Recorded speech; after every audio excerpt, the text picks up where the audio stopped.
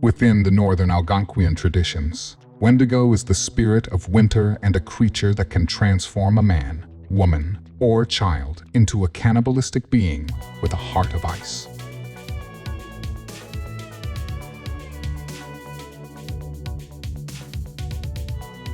It has been suggested that the root beginnings of the Wendigo spirit can be traced back to the Neolithic times, when man began to learn how to dominate the environment.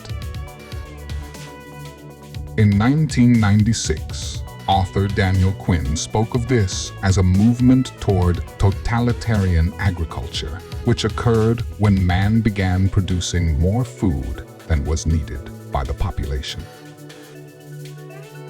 From mankind's shadow self came a spirit of greed and unending selfishness that is the essence of Wendigo energy.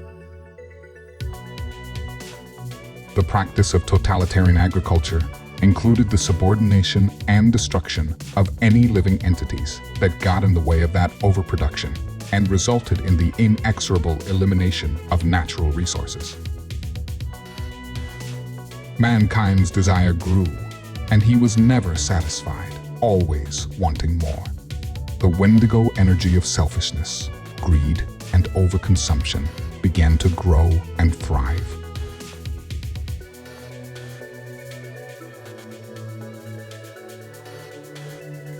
Originally, the term Wendigo was used to refer to the Wendigo Manitou of the Algonquin peoples, such as the Anishinaabe, Cree, and Innu. A Manitou is considered a great spirit or creator, and at the beginning, Wendigo was considered a sacred being that acted as a teacher and protector of the people. With time, Wendigo became a complex symbol that was used in oral traditions as a cautionary tale to warn of how its spirit of greed could destroy families and drive mankind into a madness that resulted in cannibalistic behaviors, ultimately ending in societal destruction. There are multiple names for the same legendary beast that were used by the various tribes, that of Wendigo, Windigo, Wetiko, Wetiko, and others. The Native American Algonquian tribes consist of peoples that speak the Algonquian languages and share cultural similarities. They primarily originated in the northern areas along the eastern coast of North America, extending toward the Rocky Mountains. This area includes northern Canada to the Carolinas and westward into some areas of the Great Lakes and Canadian Rockies. The Algonquian peoples relied on spiritual relationships for power. In each nation, the people had relationships with non-humans, including animals and spirits. Dreaming was as real to the people as waking time.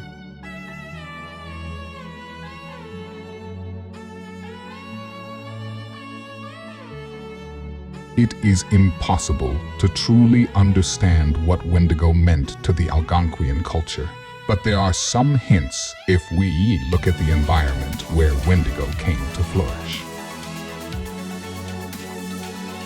In the North American lands, which include the high Arctic, subarctic boreal forest, and northern plains, getting by was not easy, and obtaining food was not always guaranteed during the winter season. Periods of starvation became a reality to Algonquian life. Making and keeping family bonds was essential for survival.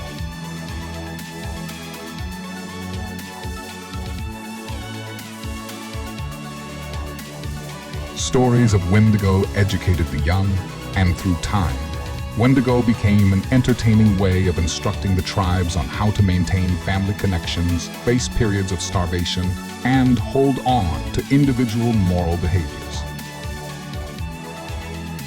Central among all the stories is the breakdown of the family and social order that Wendigo brings. This especially included the female as a centrally unifying figure in the family.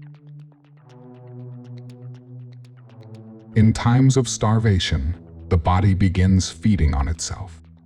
All the stored fat is used, muscle is consumed, the organs begin to shrivel and fail, and the brain loses matter and suffers neuronal death. Many suffer from a starvation-induced psychosis. Within the context of starvation, Wendigo energy became a very real presence in the family structure. Hunger does strange things, and anyone could be transformed into a murderous cannibal through the madness Wendigo brought. Wendigo entered into Algonquian society through a fear of starvation, the real possibility of freezing to death, a shaman's curse, spiritual corruption, or the nightmares encountered during sleep time.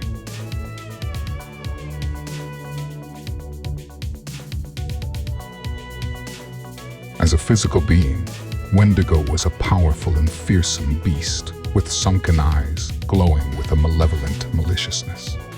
He had sharp yellowed fangs and long claws. Some had fur and others ashen flesh that hung on an emaciated skeletal body.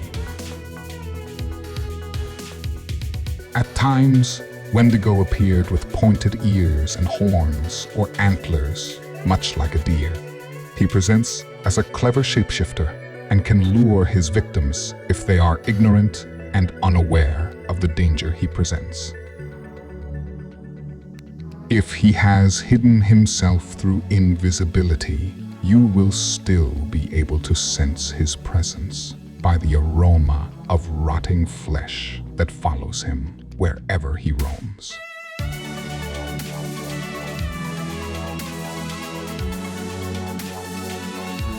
Because Wendigo is essentially an archetype embedded in our shadow selves.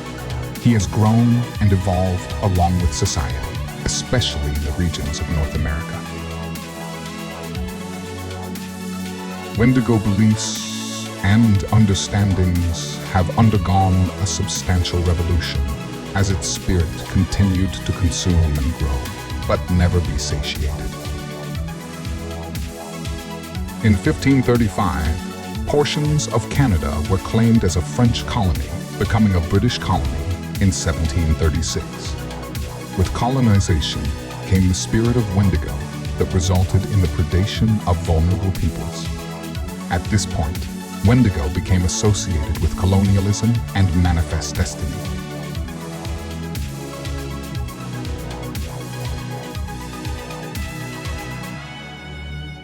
The physical madness Wendigo creates was first documented in 1741 as a psychiatric disorder called Wendigo psychosis. Through the years, there have been multiple cases documented regarding individuals with Wendigo psychosis who murdered and ate their family members. Also, incidents occurred when individuals murdered a family member after being convinced they were turning into Wendigos. Wendigo psychosis manifests with symptoms of paranoia, anxiety, hallucinations, cannibalistic urges, and an overwhelming belief and delusion that the person is transforming into a Wendigo.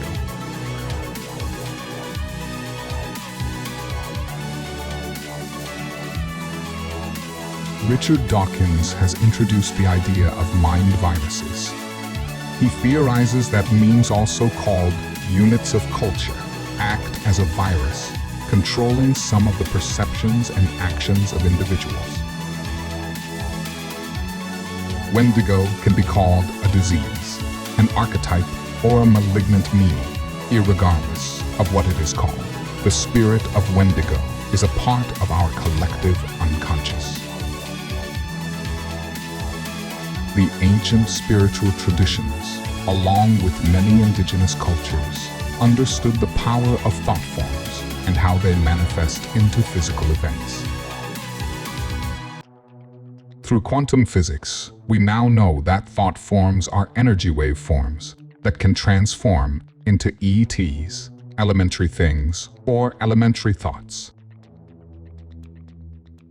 The Wendigo archetype lives within us in our shadow selves, asleep resting there as a potentiality. It is possibly transmitted as a mind virus that awakens Wendigo using the principle of brainwave resonance when we are exposed to another entity or person who is infected with Wendigo.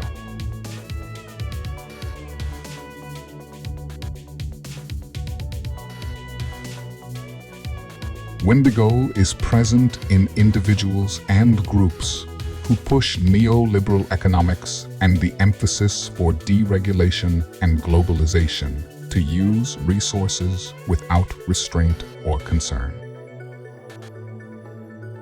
Their agenda is directed at the freedom to deplete the world's resources for profit. This includes using human populations as slave labor.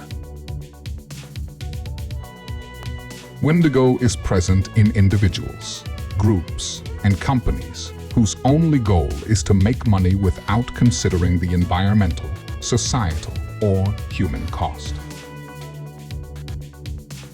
Wendigo is present in individuals whose actions are directed at satisfying their own desires. The Wendigo virus eventually takes over, and the entity is transformed into a Wendigo.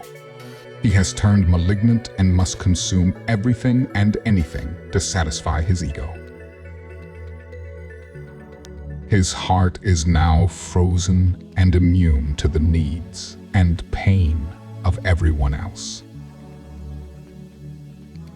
The human-turned Wendigo will lie, cheat, steal, rape, destroy, and murder anything or anyone that gets in his way. Eventually, Wendigo cannibalizes him or herself.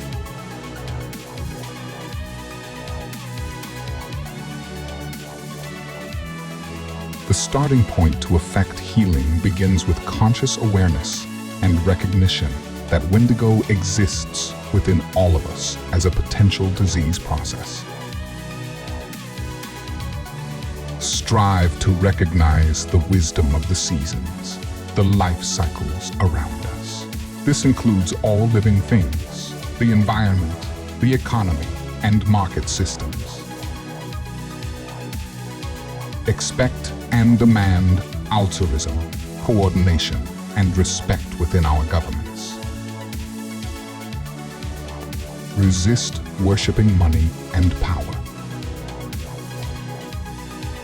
Discover the spiritual power of giving and serving others, including those outside your own tribe.